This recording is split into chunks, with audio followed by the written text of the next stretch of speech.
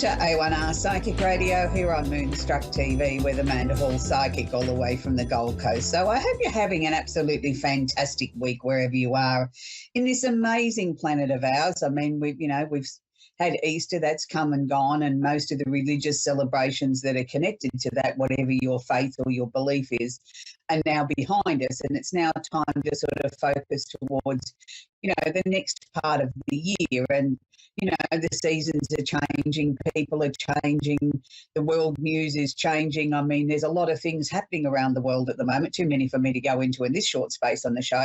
But wherever you are in this part of the world, know that you're not alone. We are all in this together. We might have seen the end or the supposed end of the coronavirus pandemic, but I think it brought the world together in a way that we've never seen before. And now all of a sudden, things that happen in other parts of the world really touch and pull at our heartstrings. So, we are all in this together, which I think is an amazing legacy from going through a worldwide pandemic, that we all do remain so much closer. So this week's Simply Tarot card of the week is the Four of Pentacles, and it's the card of money improvements. And I don't know too many people around the planet that don't want a bit of money improvement and more money coming your way. It's interesting because you can see he's sitting on the money, he's holding it, he's got it on his head, so he's got a good surplus of money. Wouldn't that be nice to have a surplus of money in your bank account? For those of you that may have been struggling financially, this is a good card to come out because it means that there is improvements underway. It doesn't necessarily mean we're all going to suddenly be, debt-free and not have any responsibilities or things that we need to take care of. It just means that money is on the way in, and that's a nice change. It can also sort of mean that it's time to sort of not hang on to your belief systems maybe quite as intensely as you were. Sometimes I think we block the energy of money or changes coming towards us because we hang on to things too intently. We sort of hang on to it so tight that we can't allow things, the energy to flow around us. And that's one of the things that took me a long time to learn, that, sometimes when we're so determined or so fixed or so rigid on something, or hang on to something so long, whether it be money or an intention or a thought pattern or the way that we believe our lives should be, that we actually block the flow of change and things coming towards us because we're holding on so tight, to the situation at hand. So we're going to move on to the astrology section now. We've got a really big emphasis this week on the Aries energy. So I want to sort of say to you, even if you're not an Aries, this does affect each and every star sign, more predominantly Aries, Leo and Sagittarius and Libra, but every sign will be affected by this in some way. So it'll be varying degrees of how it personally affects you depending on your star sign. So we kick off with the moon. The moon is the emotional planet that only sits in a sign for approximately 2.5 days. So the moon moves very, very quickly around the zodiac wheel. But at the moment, the moon is holding hands or conjunct Chiron, the planet, which is not a planet, but is known as an Arabian part, which is known where we find in the chart the wounded healer, where we need to be healed. Now, whether that be on a physical, an emotional, a spiritual, a psychic level, it's where we feel that it's not a weakness in our chart. It's where we've been wounded. It's where we need to heal from, to understand it, to delve deep, to sort of probe and sort of try and get answers and potentially then commence the healing process. So with the emotions sitting here, holding hands or conjunct where we need to heal ourselves, then we have another conjunction of the part of fortune, again another Arabian part. Now the part of fortune is not where we find the pot of gold at the end of the rainbow with the leprechaun, I wish it was, but it's where we have the opportunity to bring the very, very best into our lives. So isn't this an interesting configuration in Aries today? That we have the emotions trying to heal what has been wounded in us, and this will then bring us to a place of peace and contentment and the ability, I think, to be able to drive our lives forward. So this is why I want to reiterate again, this applies to all the 12 star signs. We all have the ability to bring this into our lives at the moment, to look at things on an emotional level, heal the things that have been blocking us or holding us back, and to bring this into a point that we can have the best possible outcomes that are at all possible for us. And we do this with the Aries energy, and the Aries energy is about me first, about being able to to really sort of go forward with things, to sort of say to yourself, this is where I need to be. This is where I want to be. This is me driving my own destiny, my own car to the destination that I want to achieve. And I have the ability now to heal myself or fix anything, particularly on an emotional level, that has troubled me for some time. We now move on to planet Jupiter. Jupiter is the planet of expansion, opportunity, and luck. It's also conjunct or holding hands the sun in Aries. Now, the sun will only remain in Aries for another 3 days, and then it moves into the new sign of Taurus, because the sun sort of, takes 12 months to go around the zodiac wheel. So it spends, roughly an equal amount of time in each sign, which is somewhere between 16 to 26 days, depending on the wobble of the earth and how fast things are moving this particular current year. We have 3 days left of the sun in Aries. So with Jupiter here, Jupiter's asking the sun to make hay while the sun shines. Like, let's get things moving rather quickly now. If there's anything that you've been putting off, delaying, saying, oh, I'll get around to that tomorrow or next week or next month, please don't put it off anymore. It's a time of great action.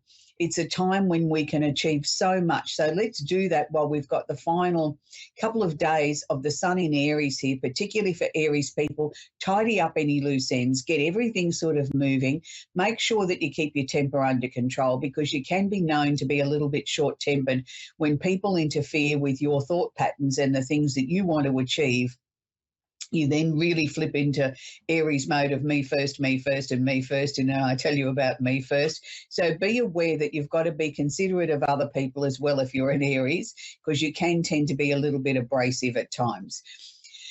We have also a major configuration in Taurus. So this will affect Taurus, Virgo, and Capricorn. It will also affect Scorpios. It will filter on to all the other signs, but they are the 4 predominant ones that this next message is for.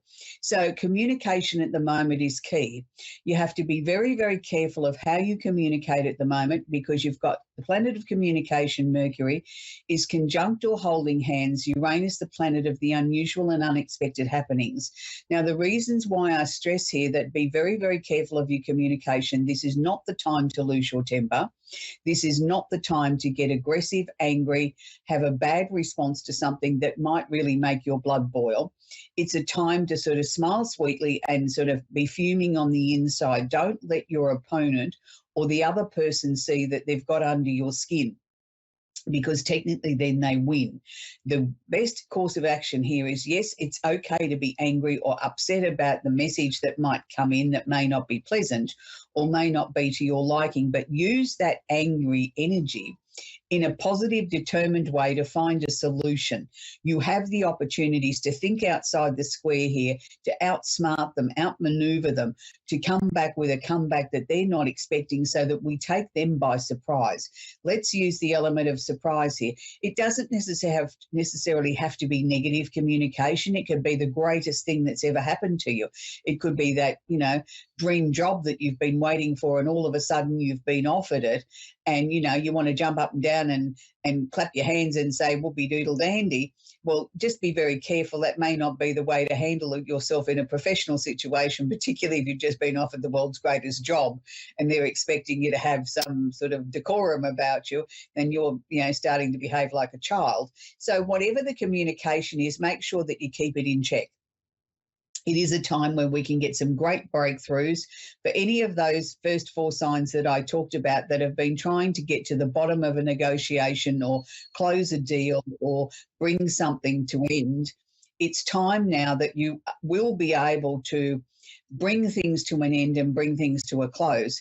We have Neptune, also the planet of illusion and delusion and creativity, is still sitting in Pisces. So this is really enhancing all those energy levels there for the Pisceans. The Pisceans are really able to really sort of ramp up the creative energy in their own lives at the moment and really get the job done in whatever way that they may see fit, and wherever that they need to be sort of getting the masses to take notice of them and sort of get on the same page as them. They'll be able to weave this magic at the moment, and people will be sort of quite spellbound by what they have to say and where they're going.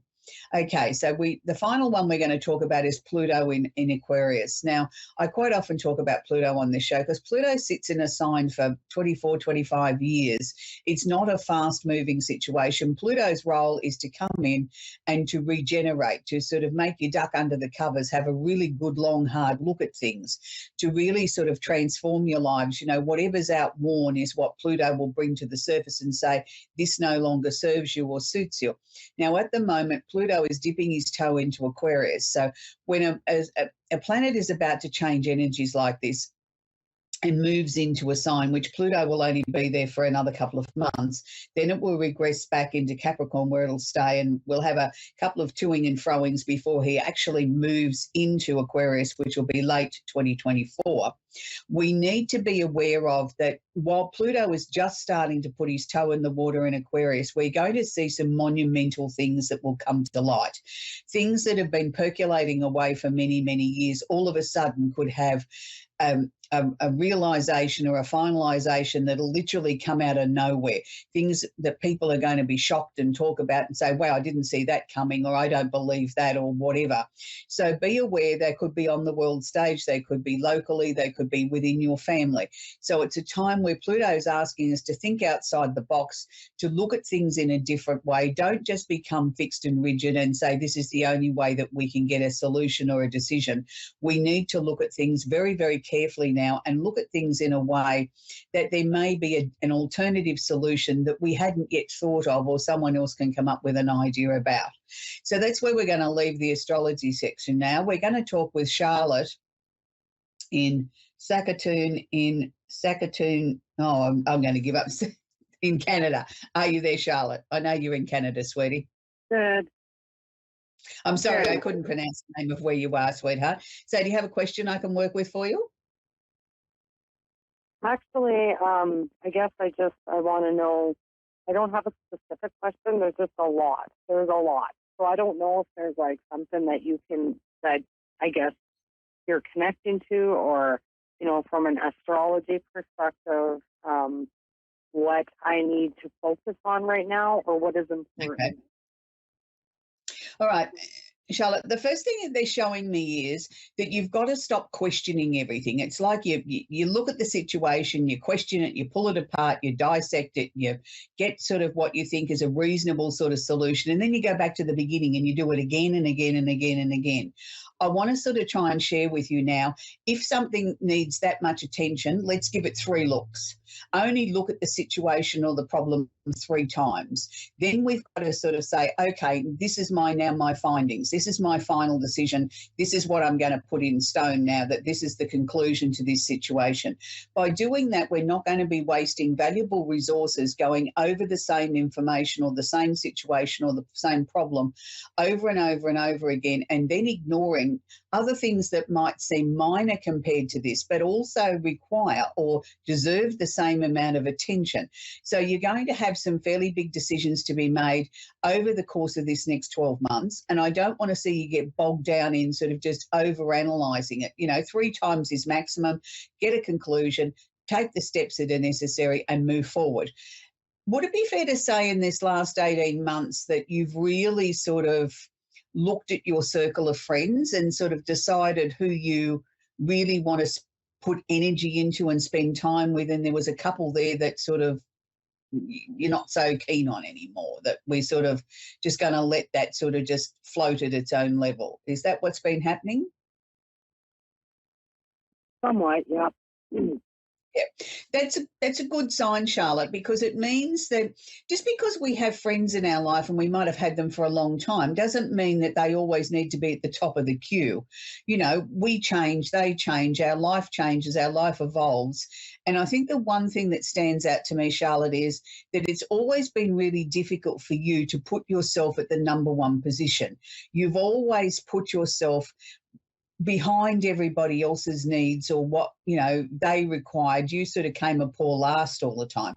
And we're slowly trying to get you to sort of put yourself towards the beginning of the queue. You don't always have to head up the queue. You don't always have to be first, but you need to sort of look at what's your role in this or what are your needs, and your needs must come first. They're also sort of showing me a major ending, and I'm not sure how to interpret this because they didn't show me anything behind it. Normally they'll show me a move or a job or a relationship or whatever. I'm going to take this that it's more of a broad thing, that the things that you've been working on so diligently, and not just for the last 6 months, but maybe for a number of years now, a number of those sort of things are coming to a conclusion. And it's like good, because we've done so much work on you and getting your life to where you want it to be, and really starting to listen to your own inner voice, that I think now things are going to start to feel sort of more automatic. And the more we open ourselves up, Charlotte, that sometimes the harder or the more intense the lessons that come towards us seem to be. And we think, well, how can that be? I've been doing all this really good work on myself, and I'm, learning to sort of analyze things and look at things and not hold on to things that no longer serve me. Then why are the lessons getting harder? Well, that's part of the journey of opening yourself up on a psychic level, that the tests or the journeys that we get taken on do become more intense over time. So don't look at that as a negative. Look at that as a very positive thing. But I know that your intuition, your psychic ability is really strengthening, and it's becoming what I term as very natural to you. It's like getting out of bed of a morning and going through your usual routine of wash your face, brush your teeth, comb your hair. You're doing that automatically on a psychic level. So don't ignore anything. If your instincts tell you something's wrong or you don't like somebody when you meet them, be aware of that. Take notice of that. Then sort of, explore it a little bit further, but you'll see each time how right you were with your first initial response. So I hope that's helped you, Charlotte. Okay. Okay. Thank you. That's where we're going. You're very welcome, Charlotte. That's where we're going to leave Charlotte now. We're going to talk to Andrew in Chandler in Indiana. Are you there, Andrew?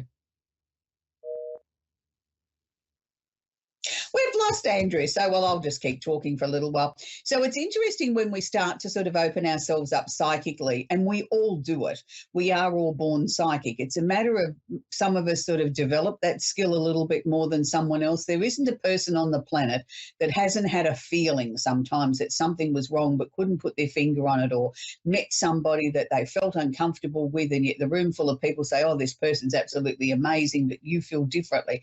That's your own psychic ability, and we all have it. It's not necessarily something that everybody develops to the level that I did. Do we have Andrew back?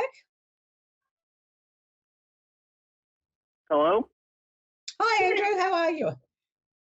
Hey, I'm doing good. How are you doing? I'm very well, thank you, sweetie. Do you have a question I can answer for you, Andrew? Yes, actually, to tell you the truth, I'm actually a medium myself. Mm-hmm. I've had Right. trouble with spirits following me around for a Right. while now. And I just want to know, there's two of them that's followed me for the longest time here lately, and I just want to know, do you get anything on that, on what attracted them to me and why they kept following me around for so long, or I who they think they're were? past. Look, first thing I want to say to you, Andrew, is you've got nothing to fear from this. It's not anything that's sinister. It's not an uncomfortable energy. I do think it's two passed over relatives, and maybe way, way back in the scheme of family members, probably people that you've never even met physically, and they're both male, interestingly enough. And it's like they like your energy. They like what you stand for, and it's sort of almost like, how do I describe this? They enjoy being with you. It's like they sort of, in a sense, feel like they're here on earth with you, and whatever you get up to on a day-to-day basis, they're really enjoying it, sort of like, it's like, oh, wow, I wouldn't have thought of doing it that way, or I wouldn't have thought of going there. So they're just sort of coming with you. It's like two friends wanting to come with you to sort of see what you're going to get up to for the day. There's nothing to be concerned about. I don't think they've got any particular message that they want to share with you. They just enjoy hanging out with you. I think that's really cool, Andrew. Not often do we get spirit energy, particularly passed over relatives that might be 3 or 4 generations ago that want to come through and hang out with us young'uns. I think that's a real feather in your cap. It was nobody that I was related to or anything, but like you said, I think they were kind of attracted to my energy and Yeah, they kind of are. like seeing what I was doing. But I mean, Yeah, but do you have any tips? Because, like, they would not leave me alone. Like, I pretty much got it down to where they don't come around anymore, but they still want to come around occasionally. And I would like to know what I can do to just get rid of them for good, because they just want to keep hanging on. They just don't want to let go. Yeah, I do believe that they were relatives, but I'd go 4 or 5 generations back. You know, like, I mean, I can appreciate you don't want them hanging around all the time. And the usual way that I suggest to people that if you've got spirit energy like this, that, you know, it's not so much that it's annoying you, but it's inconvenient. And a lot of times their inconvenience can be 2 and 3 and 4 o'clock in the morning when we're all trying to sleep. Is that tell them, ask them nicely out aloud, say, look, I really appreciate you coming to visit, but if you wouldn't mind, I think, you know, we've said and done everything that we can do, and I wish you well and on your way. You know what I mean? And keep reaffirming that every time that they sort of come. If at any time, Andrew, that you feel uncomfortable, that you feel as if your energy is being tapped into or tainted in any way, start reciting something religious. You don't necessarily have to be religious. And even if you can't think of anything else to say, you just say the Lord's Prayer, the Lord's Prayer, the Lord's Prayer. That is always a good neutralizer for any energy that is maybe not pure, not coming from a good source, or if at any time that you feel uncomfortable or you feel that you're losing control of the situation, that's a really, really good standby to use. And sometimes in those situations our mind goes blank and we can't think of something to say in a religious, you know, way. You might have grown up, learnt the Lord's Prayer and used to be able to recite it in your sleep backwards, but when it comes to a situation where you're feeling a little bit uncomfortable, your mind goes blank. I think it's only fair that you tell them that, you know, as much as it's been nice for them to visit, it's time for them now to move on. You've got a busy life to get on with, and wish them well. Don't be nasty towards them. And, you know, if you keep reaffirming this with them, I think they will get the message. But I doubt very much that they're going to come back anytime soon, Andrew, because what they were sort of showing me wasn't so much that they were bored with you, but they'd been and seen and experienced everything that they wanted to do, and now they were quite happy to wander off and, you know, play with someone else. You know, they're looking for another. That would be nice, and I think that's kind of somewhat the case. But I mean, I've also have you ever used Sage? I've staged up my apartment several times, and I've done that for like 3 months straight, pretty much, just trying to get rid of them.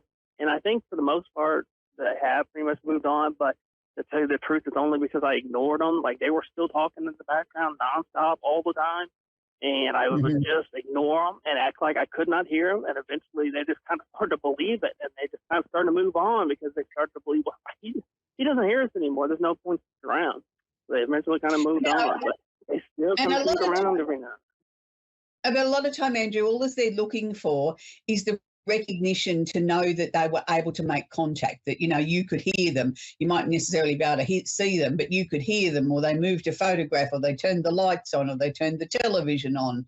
You know, they just want the acknowledgement, the recognition that they were able to use their powers from the other side to come through. And, you know, not all energies, they're not necessarily nasty, but they're disruptive. You know what I mean? They're like naughty children. They want to keep getting your attention all the time, and it's not always appropriate. You know, and as I said, quite often they'll come through 2, 3 and 4 o'clock in the morning, or you're in an important meeting and all of a sudden they want to chime in when you're supposed to be focusing on something important.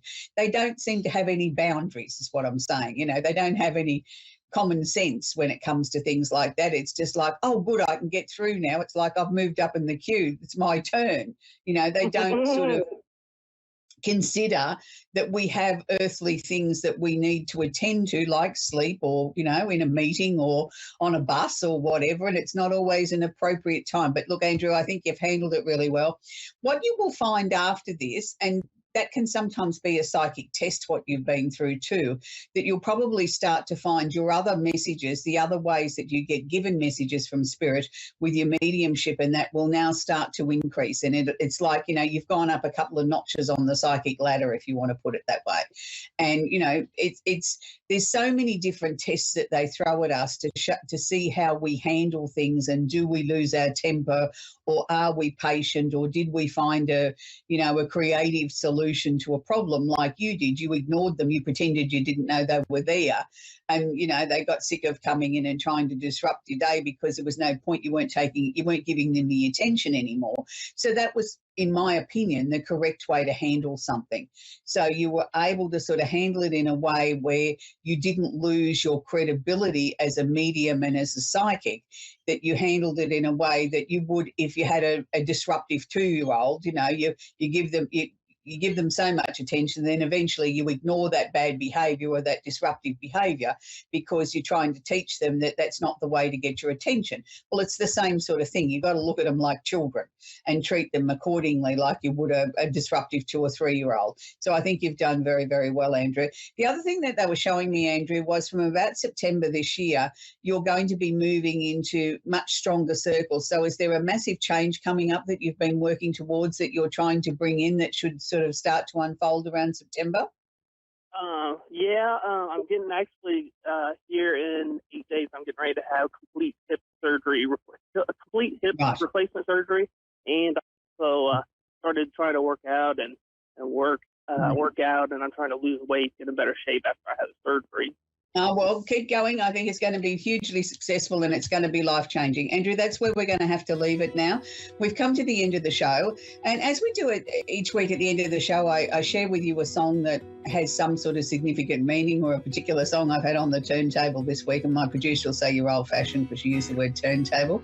People use all their downloads these days, but I still like vinyl records, and I do have a turntable, and I do listen to my turntable. I put my records on there and play them, and I have an extensive record collection.